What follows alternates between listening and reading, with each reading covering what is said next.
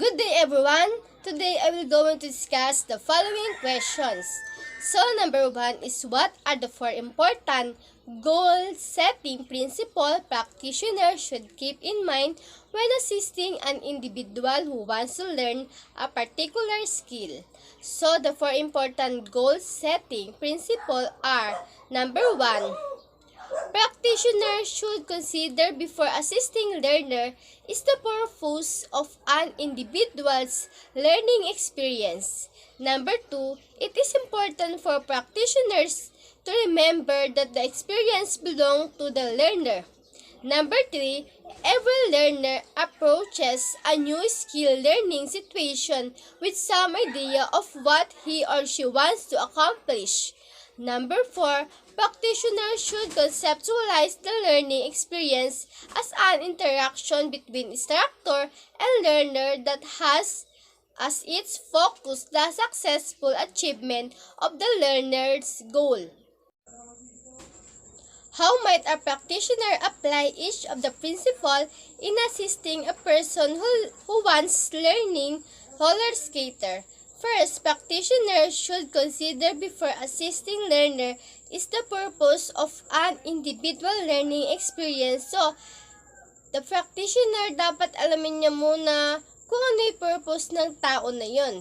Second, it is important for practitioner to remember that the experience belong to the learner. So, ibig sabihin, dapat tandaan niya, yung ginagawa ng experience na yun is para sa learner.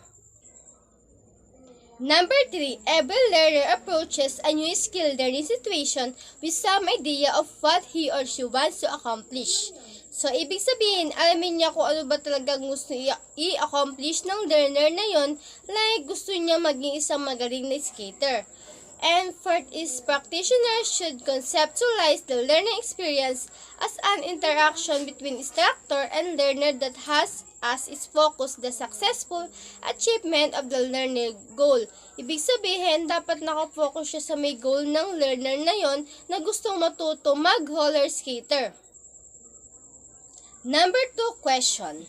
Discuss the relationship among target skill, target behavior, and target context. The relationship among target skill, target behavior, and target context are needed to develop in order to achieve the desired goal. This is the important advantage of goal setting. First, they need to identify they want to develop during their learning experience, and after identifying, then focus on one or more of this behavior, like keeping the eyes on the ball, until each become a consistent characteristic of the individual movement. Also, in target context, which learner wants to be able to produce their target skill. For one of the following activities, give an example of target skill and target behavior and target context. So, in shooting basketball, example, the player who wants to develop the shooting basketball, so he already identified he wants to develop. After this, the target behaviors might include keeping the eyes on the ring, preparation to shoot. The target context for shooting basketball, the player must be highly competitive. Number 3.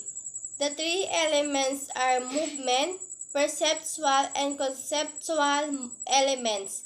Movement elements deal with the movement pattern of various actions. Perceptual elements are task-related stimuli that individual must be able to interpret in order to assure successful performance. Give an example of each type elements that might be similar for one of the following pairs of skill.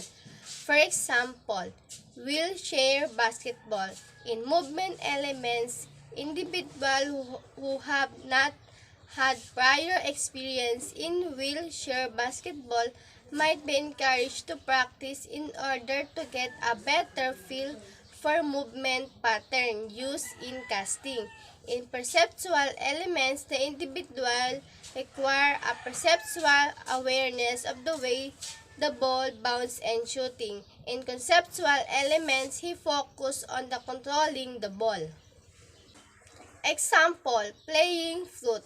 Invalid outcome, measure how longer he blow the flute and the air he produced. And after, evaluate the outcome measures, determine which one provide the most valid indication of progress.